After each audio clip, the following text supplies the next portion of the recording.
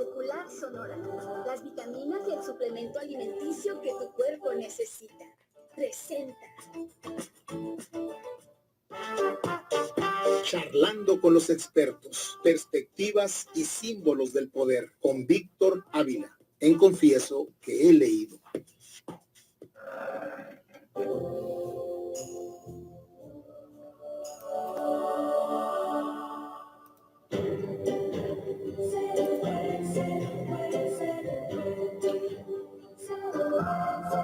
Buenas noches, Víctor. Buenas noches, Coronel, ¿cómo estás? Muy bien, muy bien. ¿Y tú? Bien, aquí me tocó correr. Estabas un poco atrasado, me decían, no estás en un lugar fijo, ¿no? Pero bueno, ya estás ahí listo. Estaba en movimiento, pero ya estamos aquí. A ver, ¿y qué nos traes preparados ahora? Pues un platillo más nacional, tacos. Hoy vamos a cenar tacos. Un platillo más nacionalista. Es que la vez pasada platicamos en términos del Rusia, Ucrania, pero qué interesantes momentos, qué interesantes acontecimientos nos está tocando vivir, ¿no? Casualmente o curiosamente, no sé si sea causalmente, son más o menos las épocas en las que hubo algidez el siglo pasado, ¿no? O sea,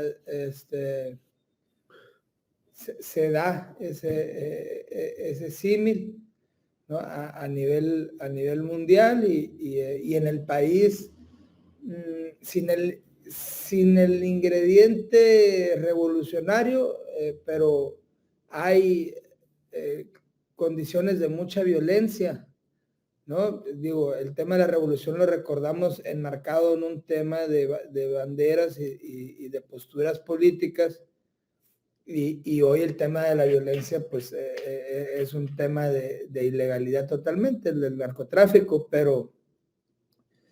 pero son tiempos violentos y se pueden hacer símil en varias cosas, ¿no?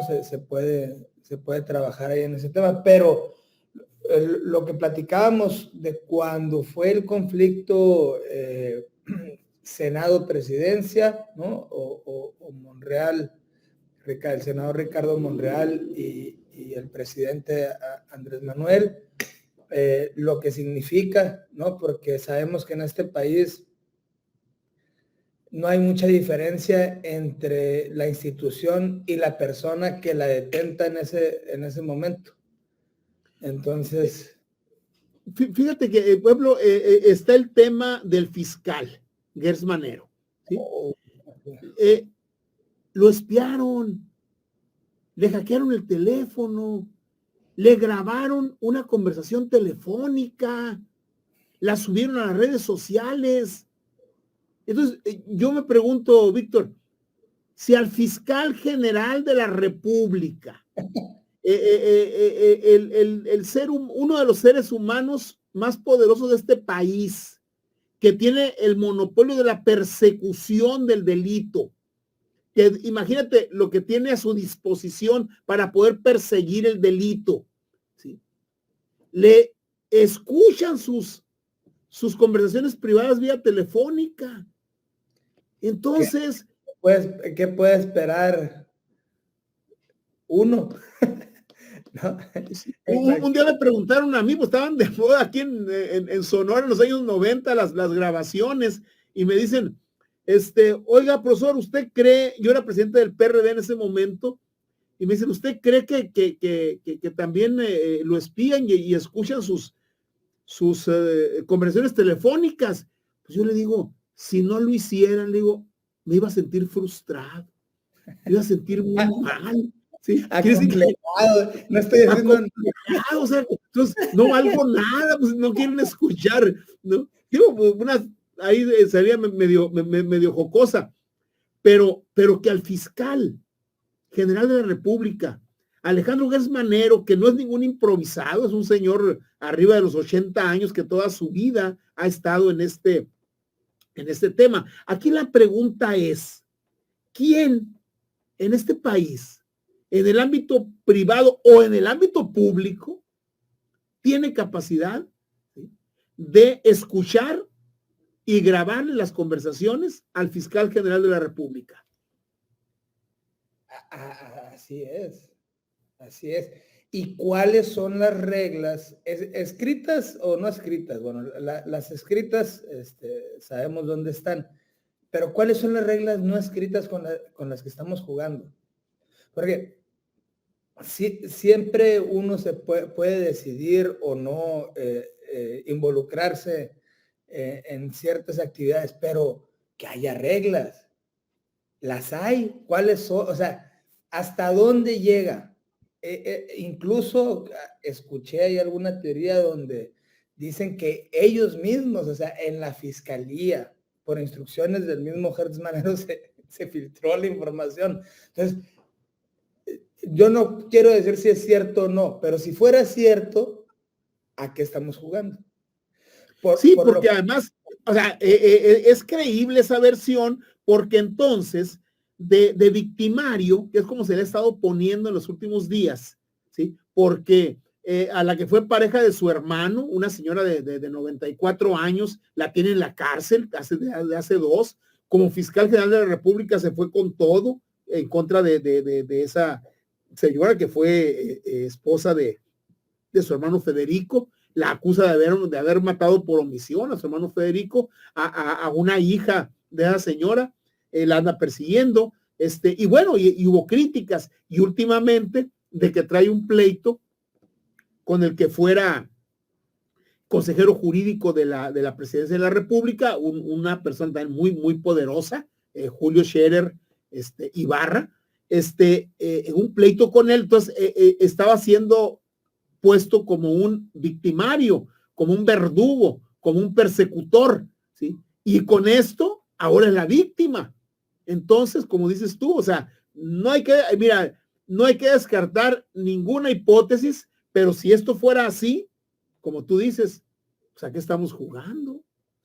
Y a nadie le conviene un tablero sin reglas, ¿eh? A nadie, ni a la persona que pueda estar beneficiándose en este momento de eso, o sea, de este tablero sin reglas, le conviene. A nadie nos conviene. Y es parte de lo del tema de hoy, la importancia de tener reglas, de cumplirlas, de cumplir la palabra. Bien, te escuchamos, Solito, a ver. Y ahorita seguimos platicando. Estamos empapados, rodeados un poco, hay que asumir nuestra responsabilidad como ciudadanos, de políticos que no cumplen, ¿no? Que su forma de hacer política, su forma de triunfar en la política, su forma de sobresalir en la política es no cumplir. Yo recuerdo varias personas que han llegado a ser diputados federales, delegados en su tiempo en la Ciudad de México, que hacían alarde, ¿no? de que no cumplían los acuerdos. Por ejemplo, algún delegado por ahí emblemático de Coyoacán, se burlaba de la cantidad de personas a las que les prometía un espacio con tal de que le ayudaran en la campaña y luego se lo daba a quien quería, etcétera. Todo eso es una representación de lo que está sucediendo en el país. Y ¿Te refieres al tomate? Sí. Que anda ahorita huyendo en Chile. Que anda ahorita huyendo en Chile y que era el autor de varios berrinches literales en los consejos del PRD. Así es. Y cuidado porque ¿qué se hace con tomate y chile? Una salsa. Una rica salsita, ¿no? Bueno, perdón por la digresión. Adelante, continúa. Y si le echas cebolla, nada más no llores, ¿no? Mientras la picas. Entonces, el asunto es que esa es un ejemplo, no es el único que nuestro estimado Toledo, digo de manera personal, todas las personas se les debe de estimar, no lo agarre personal, como él hay muchos, ¿no? Hay muchísimos, la Asamblea Legislativa de la administración 2015-2018 estuvo plagada de este tipo de perfiles que al final de cuentas, ¿no? Más que gustarnos o no su forma de actuar, uno es la forma en la que se conducen a los órganos de gobierno y eso ya es bastante grave. Y a eso se le abona que son el ejemplo a seguir de jóvenes, ¿no? De niños que puedan ver su futuro en ese tipo de actividades. Entonces, pues, se van formando con ese tipo de percepciones, ¿no? De lo que significa ser diputado, ser delegado, ahora alcalde. Entonces, uno como joven, como niño en formación, puede llegar a pensar que no es necesario tener cierta formación, cierta templanza, cierto autocontrol, ¿no? Para poder llevar las riendas de cierto país, porque ves a una serie de personas que nada tienen que ver con lo que uno podría imaginar que se necesita en un perfil de corte de una mujer o un hombre que lleva las riendas de un estado, me refiero a un estado como Sonora, la Ciudad de México ahora con las reformas que hubo, Puebla, etcétera, o de un estado, nación como lo es México. Pero este problema no es una cuestión que se haya venido, que se haya dado de un momento para otro. Es algo que se ha venido cocinando durante muchos años y que es consecuencia de no atender las cosas en el momento adecuado.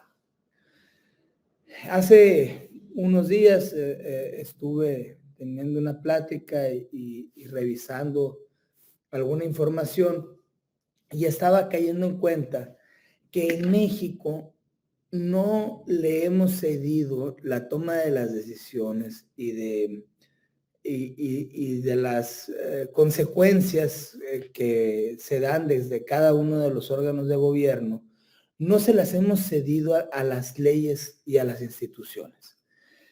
Seguimos dejando que la percepción de las personas que llegan a ejercer una administración sea la que guíe estas decisiones. Y te voy a poner un ejemplo y también yo creo que va a ser muy, muy ejemplificativo para ti y para tu público y sobre todo para la gente de la Ciudad de México.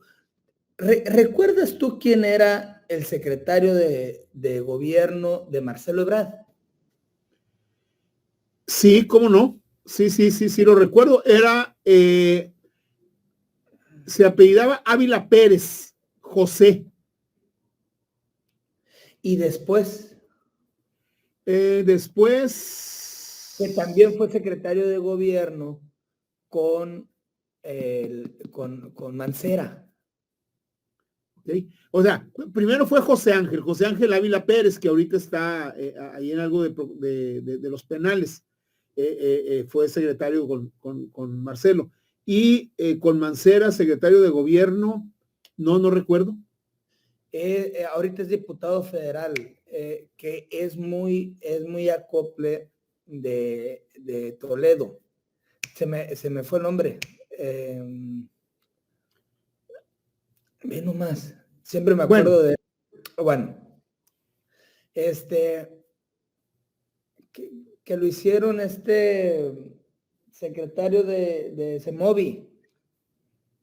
Ah, ya. Sí, Serrano. No sé por qué se me fue el nombre. Bueno, sí, Serrano fue secretario general de gobierno con Mancera, y después de la elección de 2015, que no les fue muy bien, el 2015, lo saca de secretario general de gobierno y lo manda a Semovi, ahí de la Secretaría de Movilidad. ¿Sí? Él con Marcelo Ebrard, ¿en qué área estaba? No. La última etapa. Sí, haber estado no era un puesto de gran relevancia, no era un puesto. Pero ahorita vemos, él intentó ser diputado local allá en San Luis Potosí por el Verde, ¿sí? Llevando ahí algo ahí a la hora las autoridades dijeron no tienes residencia en San Luis, y no fue, y ahorita, ¿sí? Lo que ahorita está con un perfil súper bajo por algunas cuestiones ahí de persecución de dinero y eso, y acaba de hacer, y parece ser que hay dinero ahí de Mancera, un periódico, ¿sí? Ahí en la Ciudad de México, ¿sí? Publicar está editando un periódico ahí en la Ciudad de México, ¿sí? Serrano es el apellido de este señor. Así es. Bueno, él le operó muchas cosas en la ciudad a Marcelo Ebrard, y en su momento, cuando llegó Mancera lo tomó y también lo puso a operar muchas cosas en la ciudad desde la Secretaría desde la Secretaría de Gobierno. La diferencia de lo que tuvo Serrano en la Ciudad de México que tenía, que le daba las instrucciones. Cuando su jefe fue Marcelo Ebrard, las acciones que llevaba a cabo Serrano, que operador, es muy buen operador, pero es muy buen operador sin instrucciones. Un resultado en la ciudad que tú debes de recordar en el gobierno de Marcelo Ebrard, 2012, la ciudad se sentía segura, la ciudad se sentía cómoda, en la ciudad se podía caminar, había ciertas garantías, ¿no? Que cierta estabilidad social de las áreas. Verás, Víctor, Víctor, vamos a hacer un corte de la radio y ahorita continuamos, ¿te parece? Sí, claro. Radio Sol 106.3 FM. Radio Sol, un nuevo brillo en la radio.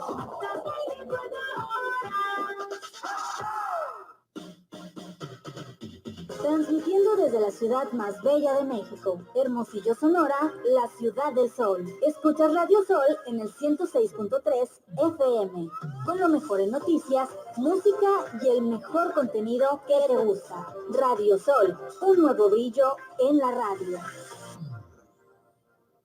Son las 8:30. Problema. Bien, pues continuamos. Oye, bueno, aprovechamos para acordarnos. A ver, Héctor Serrano entró en sustitución de José Ángel Ávila, pero ya los últimos meses, que yo creo que ya fue el acuerdo con Mancera, porque después siguió con Mancera como secretario general de gobierno, ¿sí? Y cuando sale de secretario general de gobierno con Mancera después del 15, entra Patricia Mercado, ¿sí? Sí, y efectivamente, pues era una persona ahí que pues movía los hilos, tanto arriba como en medio y abajo, ¿no? Era una situación ahí, controlaba el metro, controlaba varias cosas, y bueno, tuvo ahí el temor de que se procediera judicialmente contra él, pues por cuestiones de malos manejos financieros. Sí, hicieron muchísimas cosas que ahorita no me quiero meter en ese tema, sino en cómo la dirección que le da cada uno, ¿no?, a las cosas, en este caso Mancera y Marcelo Ebrard, a la política interna de la Ciudad de México con los mismos actores, porque muchos de los actores que estaban con Marcelo se subordinaron a Mancera, dio diferentes resultados, y eso tuvo que ver con la dirección que se le dio. Lo mismo pasa con el país. Lo mismo ha sucedido durante muchísimo tiempo con el país. ¿A qué me refiero con esto? Nosotros como mexicanos, y es un símbolo del poder gubernamental, nosotros como mexicanos nos constituimos de la manera en la que lo hacemos en una república federal, etcétera, por medio de un constituyente al cual llegan los representantes de cada uno de los diferentes sectores sociales de México, por medio de votación, edita con las votaciones plurinominales, etcétera. Se llega a un proceso constituyente, se acuerda una constitución, y a partir de ahí se decidió que fuera un poder legislativo, un poder ejecutivo y un judicial, y se van llevando a cabo todas las acciones de gobierno necesarias para sacar adelante al país. El asunto es que se le da el poder a cada individuo que llega a ocupar un espacio de gobierno, se le da de imprimirle su sello personal o su idea de qué quiso decir o a qué se referían o por qué se pusieron las leyes que se pusieron. Y eso ocasiona, por ejemplo, que en el Poder Judicial haya resoluciones de asuntos muy similares que van la resolución totalmente en sentidos contrarios. O, por ejemplo, al no haber ninguna consecuencia de decir mentiras, como por ejemplo el hecho del anuncio que sacaron en la administración de Peña Nieto y de cuando querían hacer la reforma energética, decían que la exposición de motivos, ¿no?, la exposición de motivos por la cual se hizo la expropiación petrolera, los motivos por los que se hizo esa expropiación petrolera ya se habían cumplido, y que por eso ahora debíamos de pasar a una nueva etapa con nuevas reglas, lo cual era mentira, porque los motivos, en la exposición de motivos para las reformas que hicieron que se expropiara el tema energético, fundamentalmente el petróleo, tenía que ver con un pago de impuestos, de que las empresas no pagaban impuestos, cosa que no hemos superado. Y no hubo ninguna consecuencia de mentir en un tema tan importante y trascendente como ese. Lo mismo ocurre con una serie de decisiones desde la escala más baja hasta la más alta. Hoy en México, después de todo lo que ha venido sucediendo, después de la revolución que se logra otra vez unir una serie de factores del poder a nivel nacional, que Lázaro Cárdenas lo logra institucionalizar un poco, que con Díaz Ordaz se toman decisiones para mantener el control y el poder más que para una cuestión de desarrollo social, etcétera.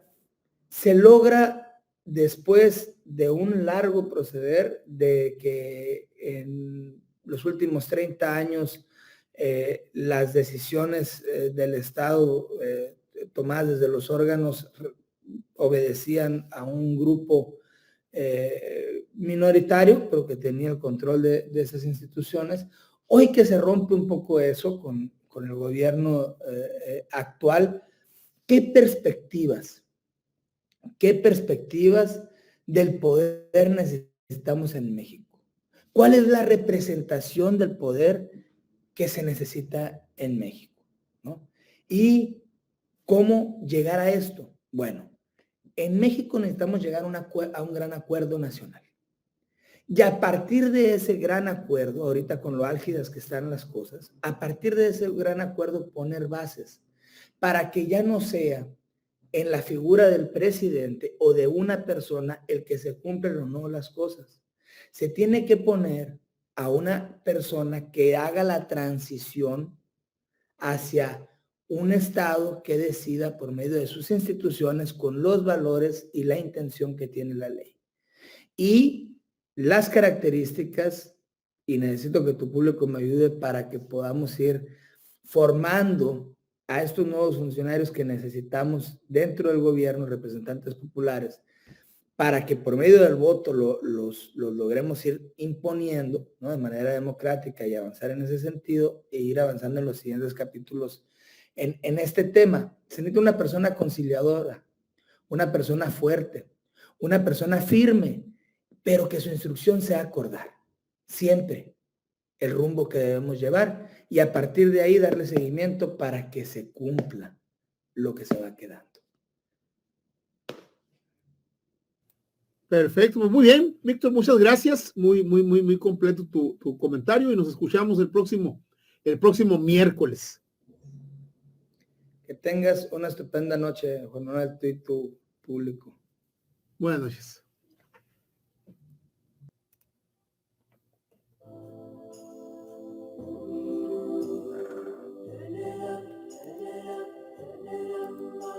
Pues ahí están las perspectivas y símbolos del poder con Víctor Ávila. Continuamos aquí en Confieso que he leído. Cosmética natural, orgánica, saludable, al servicio de tu belleza.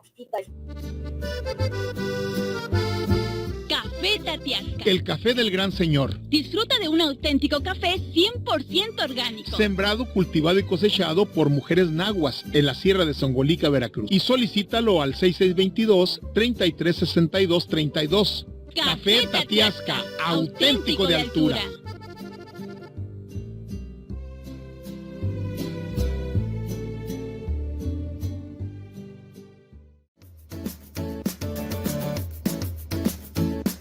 Bienvenido al mundo de las vitaminas. Nutrición ortomolecular.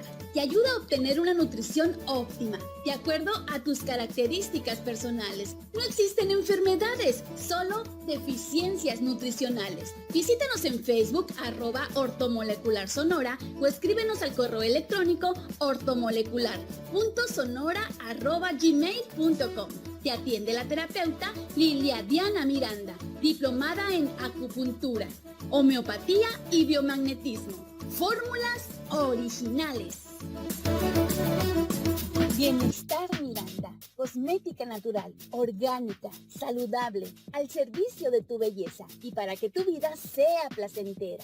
Aromaterapia, exfoliante, gel reductor, desodorantes, agua de rosas, cúrcuma de la India, champús, jabón de caléndula, tratamiento para cabello, vino de moras y mucho más. Productos personalizados. Llámanos al 6622-3362-32.